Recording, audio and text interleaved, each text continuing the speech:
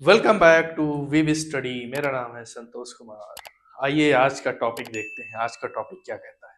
उससे पहले हम देखते हैं कि हमारा यूनिट 4 का टॉपिक 1 जो है वो ऑलरेडी कंप्लीट हो चुका है। आज हम देखेंगे यूनिट 4 का topic 2, strategies to develop effective communication. वैसे ही एक बार टॉपिक हो चुका है, पिछले चैप्टर में एक बड़ा टॉपिक था, उसमें ये इंक्लूड था ऑलरेडी। ठीक है, अब वो पता नहीं क्यों अलग से चैप्टर बनाकर दिया है इसे, फिर भी चलो इसको देख लेते हैं थोड़ा सा, है ना।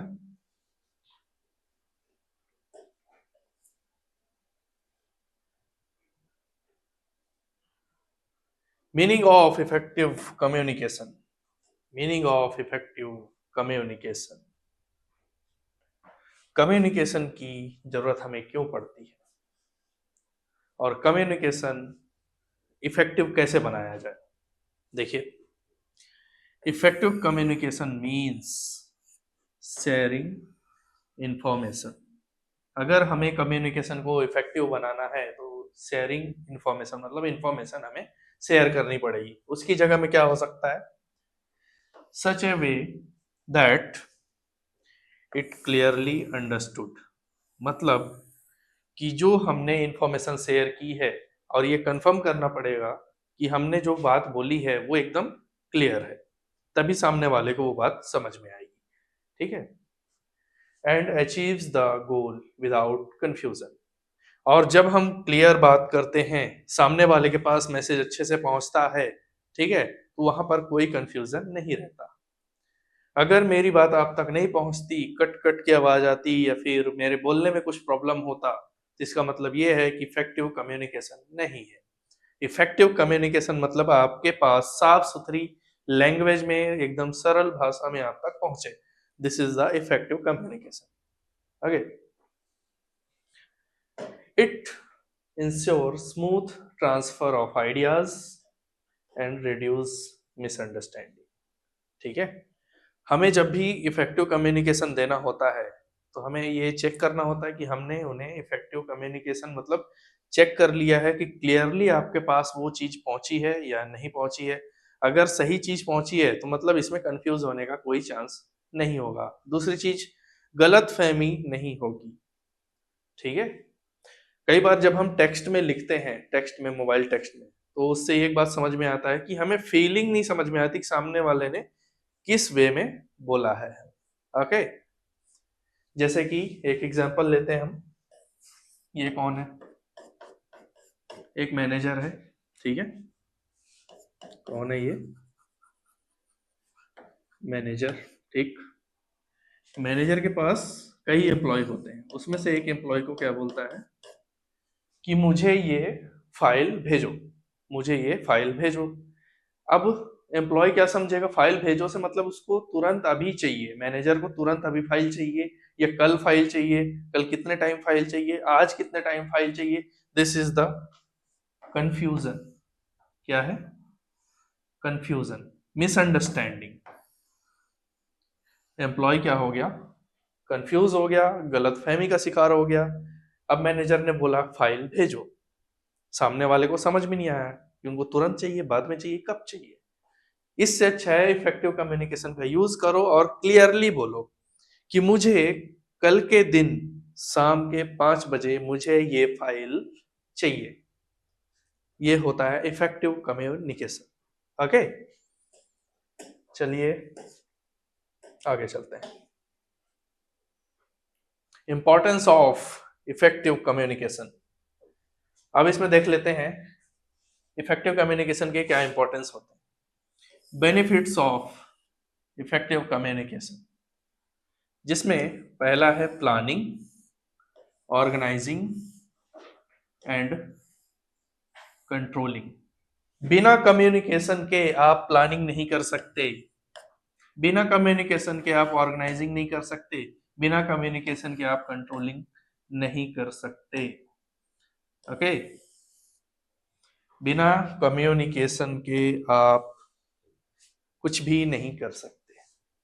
ठीक है, और कम्युनिकेशन हेल्प करता है, help in planning, organising and controlling activities. ठीक है, कम्युनिकेशन हर वो चीज में इन्वॉल्व है जो आप करते हैं, जो देखते हैं, जो सोचते हैं, हर चीज में कम्युनिकेशन इंपॉर्टेंट है। ठीक, अब कम्युनिकेशन देखते हैं बिजनेस में इसका क्या रोल है। बिजनेस में देखिए, लाइफ ब्लड ऑफ बिजनेस, बिना कम्युनिकेशन के आप कोई भी बिजनेस रन नहीं कर सकते। बिना कम्युनिकेशन के कोई बिजनेस रन नहीं कर सकते।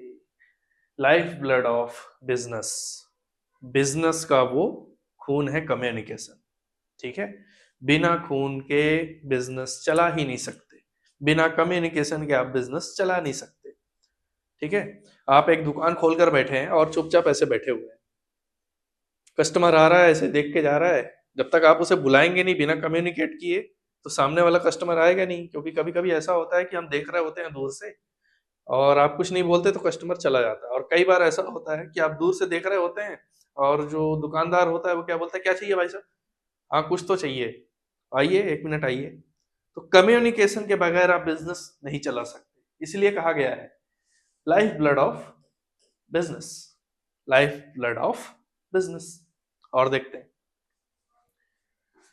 Trust and corporation, build trust, communication से ट्रस्ट बिल्ड होता है और लोगों से कॉपरेशन बढ़ता है। किसी भी कंपनी में अगर आप हैं और कम्युनिकेशन आपकी अच्छी है, बात करने में आप अच्छे हैं, ठीक है, तो ऑर्गेनाइजेशन में आपकी अच्छी बिल्डिंग बन सकती है। ठीक है, लोगों का कॉपरेशन अच्छा बन सकता है। ओके, ये तो था पहला पार्ट। दूसरा पार्ट देखते हैं, benefits of effective communication. Decision making, decision making, अब ये क्या है डिसीजन मेकिंग? जब भी हम किसी कोई डिसीजन लेते हैं, जैसे कि मुझे दुबई में जाके पीएचडी करनी है, ठीक है, तो इसके लिए मैं क्या करूँगा, कम्युनिकेट करूँगा, अपने फ्रेंड से पूछूंगा, अपने मेरे से जो सीनियर है 8 से 10 साल जो डायरेक्टर हैं उनसे पूछूंगा। ठीक है, कम्युनिकेशन करूंगा कि क्या मुझे वहां जाकर पीएचडी करनी चाहिए, क्या मुझे यहीं रहकर पीएचडी करनी चाहिए, कि क्या करनी चाहिए, मुझे यहीं रहकर एमबीए करना चाहिए, मुझे यहाँ क्या करना चाहिए, बिना कम्युनिकेशन के पॉसिबल नहीं है। तो ये चीज कम्युनिकेशन डिसीजन मेकिंग में भी काम आता है, help in quick and correct decision making. जो सही चीज है, सही चीज जब आपको मिलेगी तो आप डिसीजन ले पाएंगे। कई बार ऐसा होता है कि हमें सही चीज नहीं मिलती है और हम डिसीजन गलत ले लेते हैं, फिर यार सोचते हैं कि ओह मैंने ये वाला काम करके बहुत बड़ी गलती की। ठीक है, तो कम्युनिकेशन बहुत बड़ा यहाँ पर महत्व देता है अपना किसी भी चीज का डिसीजन लेने के लिए। ओके, रिलेशन विथ आउटसाइडर्स, अब कम्युनिकेशन सिर्फ अपने अंदर ही नहीं, अपने कलीग्स के अंदर ही नहीं, कंपनी के बाहर भी कम्युनिकेशन की वजह से हम रिलेशन बना सकते हैं। Maintain good relation with outsiders, outsiders में जैसे बैंक हो गए, कस्टमर्स हो गए, गवर्नमेंट ऑफिसर्स हो गए। बैंक में जाते हैं, ठीक है, तो बैंक में आप अच्छी बॉन्डिंग बनाएंगे तो आपका जल्दी काम हो जाएगा। अगर आप किसी से बदतमीजी से बात कर लिए, वो छवि यहाँ छप जाती है सर में। ठीक है, फिर बोलेंगे कि ये तो वही है जो कल परेशान किया था, इसको भगाओ, इसका काम नहीं करना है, या तो फिर काउंटर टू काउंटर घुमाओ। अच्छी कम्युनिकेशन आपको वहां पहुंचा सकती है जहां आप सोच भी नहीं सकते। ठीक है, मोस्ट इंपॉर्टेंट, कस्टमर, आप एक शॉपकीपर हैं, कस्टमर से आप बॉन्डिंग नहीं बनाएंगे, कस्टमर से आप तमीज से बात नहीं करेंगे, तो पॉसिबल ही नहीं है कि आप कस्टमर का बिजनेस, मतलब कस्टमर आपसे कुछ खरीदी करे। ओके, कस्टमर से कम्युनिकेट अच्छे से करें, जिसकी वजह से कस्टमर ही आपका सब कुछ है। कस्टमर कहते हैं कस्टमर इज गॉड, है ना। तो ये सब चीजें आपको ध्यान में रखनी है। और दूसरी चीज, गवर्नमेंट ऑफिसर्स, कई बार ऐसा होता है कि हमारी पहचान होती है गवर्नमेंट ऑफिसर्स के साथ, तो हमारा काम जल्दी हो जाता है। होता है कि नहीं होता है? अब मैं उस पर डीपली बात नहीं करूंगा, वो लोग वो तो आप इजीली समझते हैं। इसेंशियल फॉर वेरियस जॉब्स, अब कम्युनिकेशन कहाँ ज्यादा इंपॉर्टेंट है, कौन से जॉब्स में इंपॉर्टेंस सबसे ज्यादा कहाँ यूज किया जाता है? दूसरी चीज देखिए यहाँ पर, सेल्स में कम्युनिकेशन बहुत इम्पोर्टेंट है। सेल्स में अगर आप कम्युनिकेट अच्छे से नहीं करते हैं तो आपकी सेल्स ग्रोथ रुकती है। सेल्स ग्रोथ क्या होती है? रुकती है। मार्केटिंग, जब तक मार्केटिंग में आप कम्युनिकेट अच्छे से नहीं करेंगे तो आपको जो एड्स दिखाई देते होंगे फेसबुक इंस्टाग्राम में, वो इफेक्टिव कम्युनिकेशन का ही तरीका है। तभी आप उस प्रोडक्ट पर भरोसा करते हैं, उस लिंक पर क्लिक करते हैं, फिर रजिस्टर करते हैं। ठीक है। अगर उनके पास इफेक्टिव कम्युनिकेशन नहीं होता या फिर वो अटक अटक के बात करते, आइए ऐसे करके बात करते, तो क्या आप उस लिंक पर क्लिक करते? नहीं करते। इफेक्टिव कम्युनिकेशन की वजह से आप उस पर क्लिक करते हैं और सामने वाले की चीजों को समझते हैं, अगर आपके काम की है तो। अगर आपके काम की नहीं है तो आप इजिली स्क्रॉल करके उसे साइड में कर देते हैं। ओके। पब्लिक रिलेशन मैंने आपको अभी बताया, कस्टमर्स। ओके। टीचिंग, टीचिंग में बहुत बड़ा इंपॉर्टेंट है। टीचिंग में कम्युनिकेशन बहुत इंपॉर्टेंट है। अगर कम्युनिकेशन नहीं होगा, टीचर अपने स्टूडेंट को पढ़ा नहीं पाएगा। पढ़ा पाएगा क्या? नहीं पढ़ा पाएगा। कम्युनिकेशन यहाँ पर भी बहुत इंपॉर्टेंट है। लॉ, आपने देखा होगा मूवीज में जो वकील्स होते हैं वो ऐसे ऐसे दिमाग लगाते हैं, ऐसे ऐसे मुजरिम को, मतलब इतने क्वेश्चन पूछते हैं उनसे कि वो गुनाह नहीं किया होता फिर भी वो कबूल कर लेता है। ठीक है। तो वहां अगर कम्युनिकेशन नहीं होता तो वो केस नहीं जीत पाता। ओके। तो ये थी कुछ चीजें। चलिए आगे चलते हैं।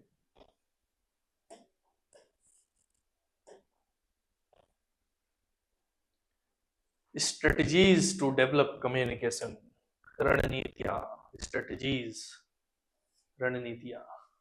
कम्युनिकेशन को डेवलप करने की क्या रणनीतियां होती है, देखते हैं। Use simple language, use simple language. मैं यहाँ पर कोई भारी भरकम लैंग्वेज यूज कर रहा हूँ क्या? मैं संस्कृत में बात कर रहा हूँ क्या? क्या मैं इंग्लिश में बात कर रहा हूँ क्या? मैं उस लैंग्वेज में बात कर रहा हूँ जिस लैंग्वेज में आपको समझ में आता है। तभी तो आप कम्युनिकेशन को क्या कर सकते हो? डेवलप कर सकते हो। Clarity and specificity, be clear and specific. मेरी आवाज अगर आप तक क्लियर पहुंच रही है, इसका मतलब ये है कम्युनिकेशन आप तक अच्छे से पहुंच रहा है। मेरे हर वर्ड क्लियर हैं, स्पेसिफिक हैं, साफ सुथरे हैं। ओके।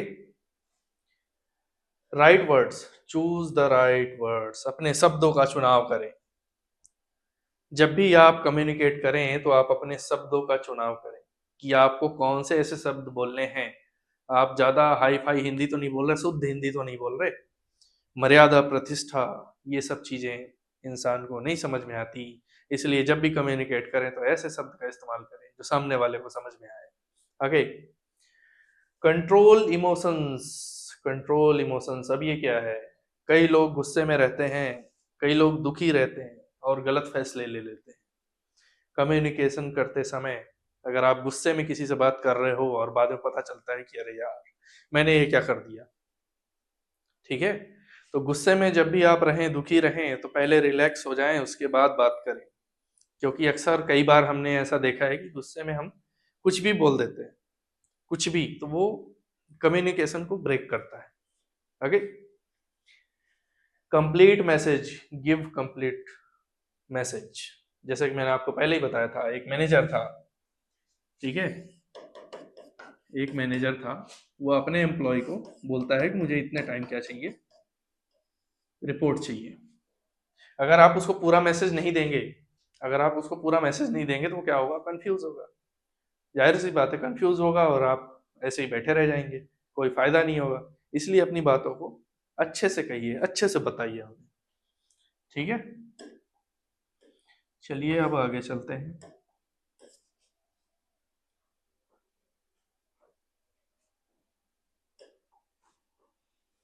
टाइमिंग,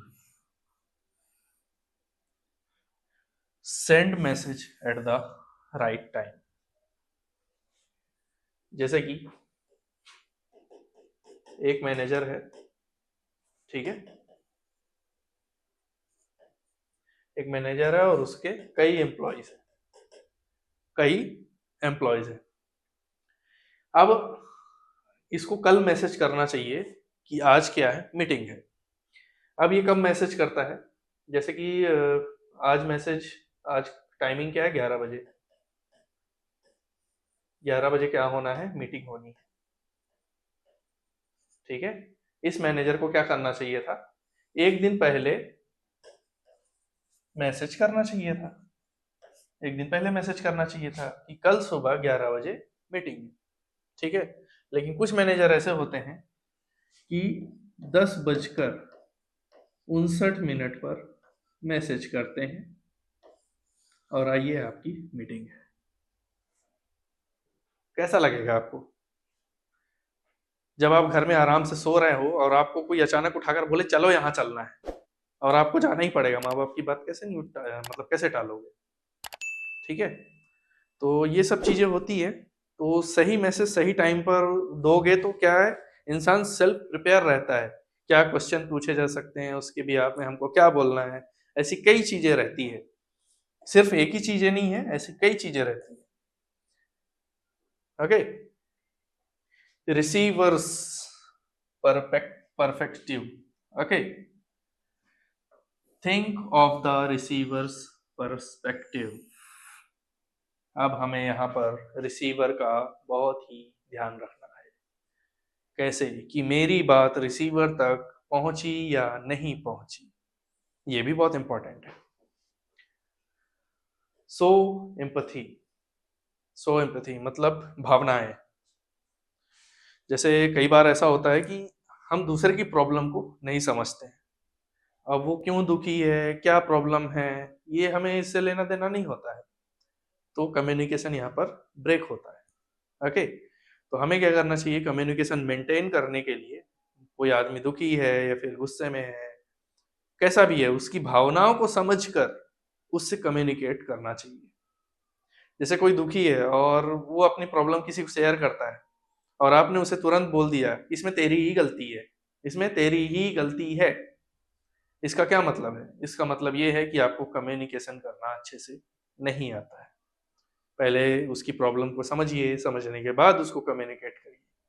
ठीक है, avoid wrong signals, avoid wrong signals, body language and tone. जब भी आप बात करें तो आपकी बॉडी लैंग्वेज और आपका टोन मैच करना चाहिए। जब भी आप बात करें तो आपकी बॉडी लैंग्वेज और टोन मैच करना चाहिए। ऐसे चुपचाप खड़े हैं और कुछ बोलते जा रहे हैं, आपकी बॉडी लैंग्वेज यहाँ पर मैच नहीं कर रही है। मैच कर रही क्या, नहीं कर रही है। जब तक आप अपने बॉडी लैंग्वेज को मैच नहीं करेंगे, इफेक्टिव कम्युनिकेशन आपके अंदर आएगी ही नहीं। नहीं समझे, समझे। Build trust and creditability. Simple सी बात है, कम्युनिकेशन आपका अच्छा होगा, ट्रस्ट बिल्ड होगा, लोग भरोसा ज्यादा करेंगे आप पर, कंपनीज में आपके फ्रेंड्स, ये सब चीजें होती है। ओके, आगे चलते हैं। Feedback, use feedback to confirm understanding. अब जैसे कि अगर आपने कोई ऐसी चीज बोली है या फिर आपने ऐसी कोई कहानी सुनाई है, ठीक है, तो उसका फीडबैक लो कि आपको समझ में आया कि नहीं आया। अगर समझ में आया तो हमारा समझाना पास हो जाता है। ठीक है, consistency, ensure consistency in your approach. आप अपने तरीके से लोगों को कैसे बताओगे, उसके लिए आपको मंच में आना होगा, लोगों को समझाना होगा। जब तक आप समझाओगे नहीं तब तक आपकी कम्युनिकेशन डेवलप नहीं होगी। Okay, focus on the message, focus on the message, not the messenger. Okay, एक आदमी है जिसने व्हाट्सएप के थ्रू क्या किया, मैसेज किया। ठीक है, तो आप मैसेज पर फोकस करोगे या फिर मैसेंजर पर फोकस करोगे, जिस एप्लीकेशन के माध्यम से आपको भेजा गया उस पर फोकस करोगे या फिर किस पर फोकस करोगे, मैसेज पर, किस पर। ऑब्वियसली आप मैसेज पर ही फोकस करोगे, उसमें इस सिग्नल का क्या मतलब, ये तो एक माध्यम है, ये तो एक मीडियम है, इस पर आप फोकस करोगे क्या? आप तो मैसेज पर फोकस करोगे। ठीक है, तो सबसे पहले आपको मैसेज पर फोकस करना है, वो किस तरीके से भेजा गया उस पर कोई भी ध्यान हमें नहीं देना है। जो टेक्निकल चीजें हैं वो टेक्निकल चीजें रहेंगी, आप उसको बदल नहीं सकते। हैकिंग सिस्टम अलग है, आप अगर कर सके तो। सबसे most important things, listen first evaluate later. एक रिसर्च किया गया कि बोलने से ज्यादा क्या इंपॉर्टेंट है, बोलने से ज्यादा क्या इंपॉर्टेंट है। तो रिसर्च में सामने आया बोलने से ज्यादा सुनना इंपॉर्टेंट है, और अपनी प्रतिक्रिया बाद में दें। ठीक है, पहले सुने, पूरा सुने, उसके बाद अपनी प्रतिक्रिया दें। ठीक है, आगे चलते हैं। एटीएस, कल स्टूडेंट ने एक क्वेश्चन पूछा था, ATS applicant tracking system and resume. Okay, इसको थोड़ी डिटेल में समझते हैं। What is ATS? ठीक है, इसका फुल फॉर्म ये रहा, एप्लीकेंट ट्रैकिंग सिस्टम। देखते हैं, ये एक ऐसा software used by HR recruiters to scan, filter and rank resumes automatically. For example, ये कौन है? एक HR रिक्रूटर्स है, इसने कोई वैकेंसी निकाली, और वैकेंसी निकालकर इसने न्यूज़पेपर में, इंस्टाग्राम में, फेसबुक में, दुनिया भर के सोशल मीडिया में उसने डाल दिया। और इन्होंने अपनी क्या डाल दी उसमें? मेल आईडी डाल दिया, मोबाइल नंबर डाल दिया, कुछ भी डाल दिया। अब उनके पास, HR रिक्रूटर के पास आ गए 2000 रिज्यूम्स। क्या आ गए? 2000 रिज्यूम आ गए।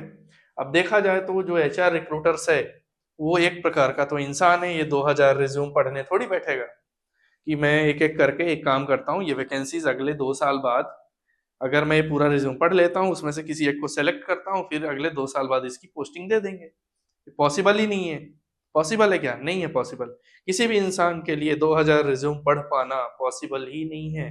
तो वो किसका यूज करते हैं? एटीएस का यूज करते हैं, एटीएस सॉफ्टवेयर का यूज करते हैं। और ये क्या काम करता है? उस रिज्यूम को स्कैन करता है, फिल्टर करता है, और जो सबसे अच्छा रिज्यूम होता है उसको टॉप पर रखता है। उसको कहाँ रखता है? टॉप पर रखता है। ठीक है, it acts as a digital gatekeeper. Digital gatekeeper, इसका मतलब समझे? इसका मतलब ये है कि जो रिज्यूम आता है पहले एटीएस उसको स्कैन करता है, अगर कंपनी के मतलब का वो रिज्यूम है तो उसे अंदर भेजता है, नहीं तो वहीं से धक्के मार के रिजेक्ट कर देता है। ठीक है, before human read your application. ठीक, अगर कंपनी से मैच खाता हुआ जॉब डिस्क्रिप्शन अगर मिल जाता है तो जो गेटकीपर है, गेटकीपर से मतलब एटीएस, वो क्या करता है? मैच हो जाता है तो वो HR रिक्रूटर्स के पास भेज देता है, और मैच नहीं होता तो वहीं से रिजेक्ट कर देता है। ठीक है, अब ये काम कैसे करता है? हाउ इट वर्क्स, काम कैसे करता है? Parsing, it reads the resume file and extract the text. ये एटीएस सॉफ्टवेयर ओनली टेक्स्ट को ही पढ़ पाता है, ओनली टेक्स्ट को ही रीड कर पाता है। इसकी जगह में अगर आप कुछ और डालते हैं, अभी आगे मिलेगा आपको, ठीक है, या कोई चार्ट डालते हैं या फिर कुछ भी डालते हैं तो उसको रीड नहीं करता है। इससे आपके रिजेक्ट होने के चांसेस बहुत ज्यादा बढ़ जाते हैं। Okay, matching, matching, it scans for specific keywords. जैसे कि जॉब डिस्क्रिप्शन में स्किल्स लिखा हुआ है, टाइटल जो लिखा हुआ है फ्रॉम द जॉब डिस्क्रिप्शन, जैसे कि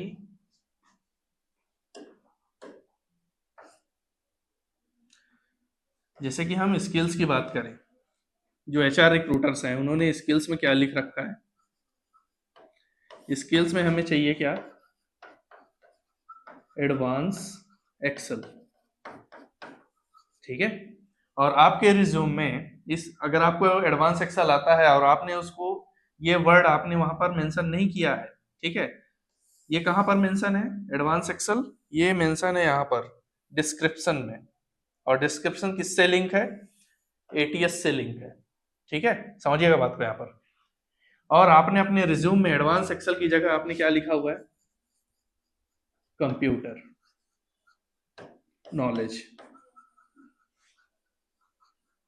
कंप्यूटर नॉलेज, और यहाँ पर आपको एडवांस एक्सेल आता भी है लेकिन आपने एडवांस एक्सेल मेंशन नहीं किया है, तो एटीएस क्या करेगा, एटीएस क्या करेगा, आपके एप्लीकेशन को रिजेक्ट कर देगा, क्या करेगा, रिजेक्ट कर देगा। आपको वही चीज लिखनी है जो जॉब डिस्क्रिप्शन में दिया हुआ है और आपके अंदर वो स्किल्स हैं, तो ही आपको ये लिखना है, नहीं तो एटीएस एप्लीकेशन क्या करेगा, आपको रिजेक्ट कर देगा। ये जो एटीएस है ये अपने सिलेबस में नहीं है, कम्युनिकेशन के सिलेबस में नहीं है, ये एक अलग से चलो बता देते हैं आपके जानकारी के लिए रहेगा, ठीक है।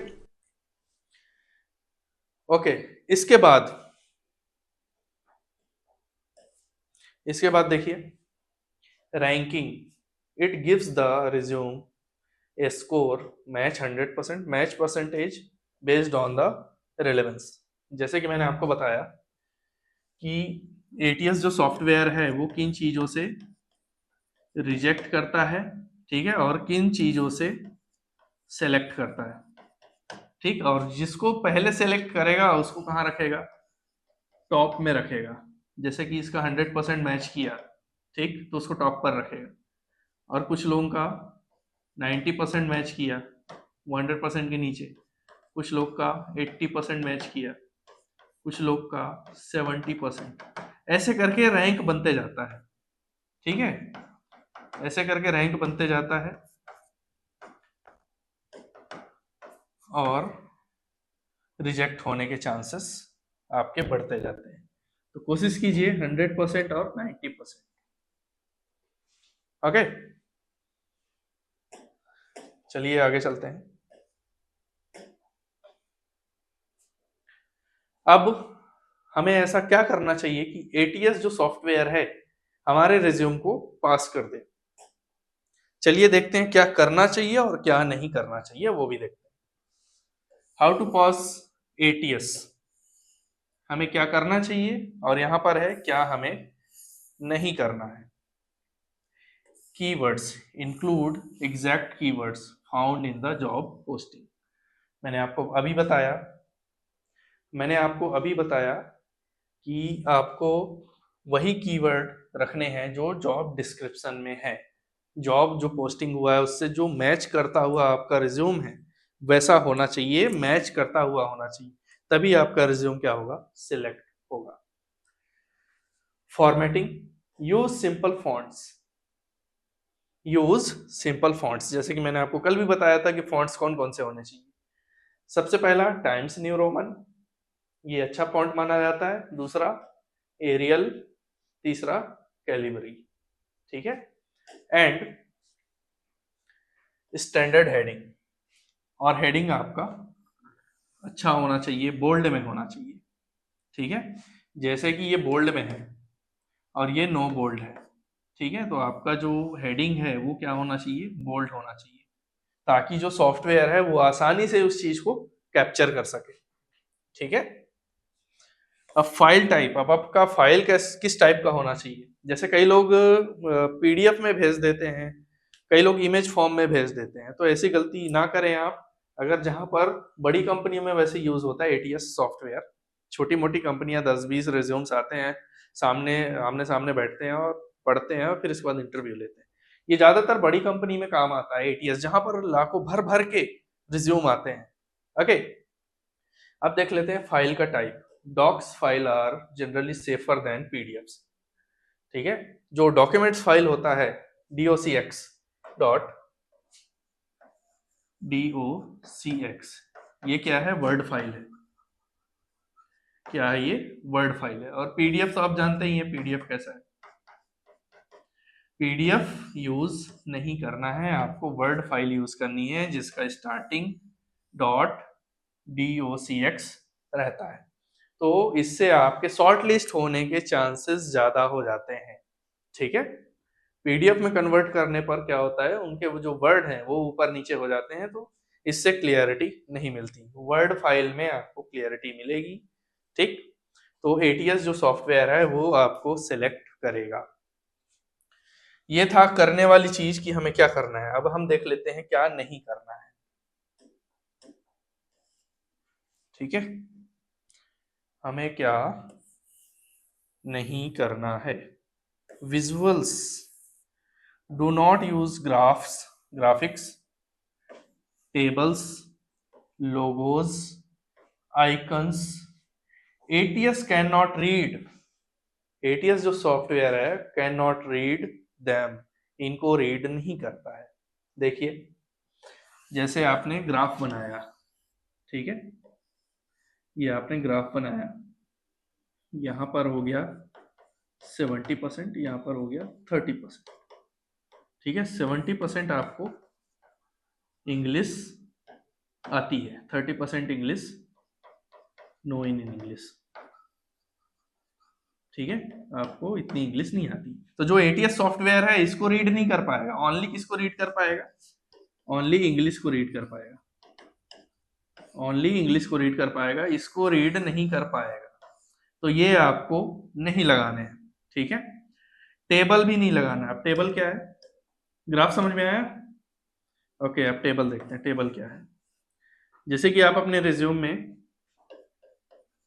एमबीए, ठीक है, बीकॉम, 12th, यहाँ पर 10th, ये आपने बढ़िया सा टेबल बना दिया।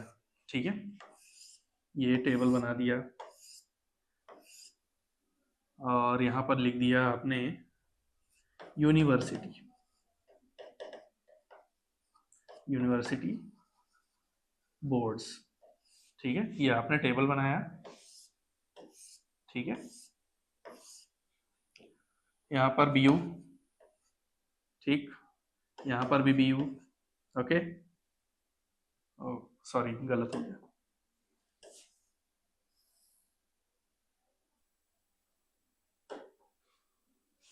इसके ऊपर this is the course university. Okay, board. ठीक है, यहां पर आपने लिखा बीयू और यहां पर आपने लिखा एमपी बोर्ड। ठीक है, यहां पर लिखा आपने एमपी बोर्ड, यहां पर भी एमपी बोर्ड लिखा। ठीक है, और यहां पर आपने परसेंटेज लिख दिए, 95%, 80% और यहाँ पर 70%, 75%। तो ये जो टेबल्स हैं, इन सब टेबल्स को एटीएस रीड नहीं करता है। ठीक है, तो आपका जो एप्लीकेशन है, जो आपका रिज्यूम है, वो यहीं से रिजेक्ट हो जाएगा। तो हमें टेबल का भी यूज नहीं करना है। इसकी जगह क्या यूज करना है, इसकी जगह हमें यूज करना है बुलेट पॉइंट्स। ये जो आप डॉट देख रहे हैं ना, छोटा सा, ये जो डॉट देख रहे हैं, इसे कहते हैं बुलेट पॉइंट्स। इसका यूज करना है। इसका यूज करोगे तो एटीएस जो सॉफ्टवेयर है वो आपके टेक्स्ट को आसानी से रीड कर लेगा। ठीक, लोगो नहीं लगाना है, कोई सा भी इमेज आपको यहाँ पर पेस्ट नहीं करना है जो आपके रिज्यूम को रिजेक्ट करेगा।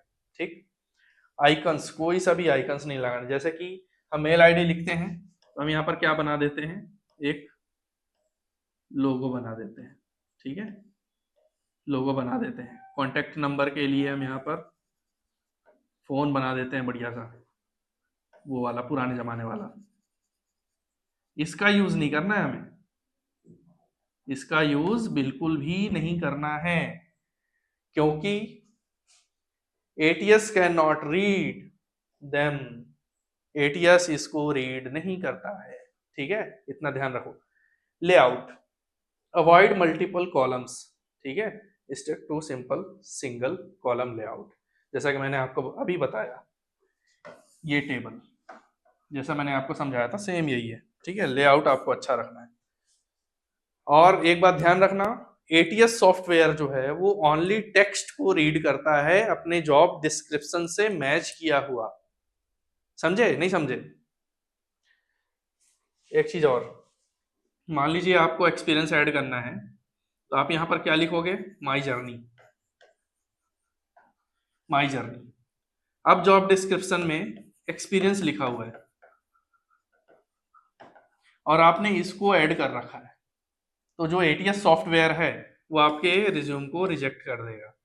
जो जॉब डिस्क्रिप्शन में एक्सपीरियंस दिया हुआ है आपको वही ऐड करना है। एक्सपीरियंस वर्ड से मतलब है, वर्ड जो मैच करता हुआ हो एटीएस से। अंडरस्टूड? ओके।